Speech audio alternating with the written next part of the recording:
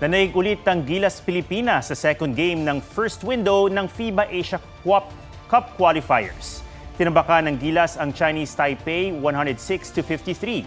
2-0 na ang Gilas na pinataob din ng team ng Hong Kong noong Huwebes. Sa Nobyembre magpapatuloy ang road to FIBA Cup ng Gilas para sa second window ng Asia Cup qualifiers. Nakakuha naman ng bagong ginto ang Pinoy pole vaulter at world number 2 na si EJ Obiena sa International S Stadion Fest sa Berlin, Germany.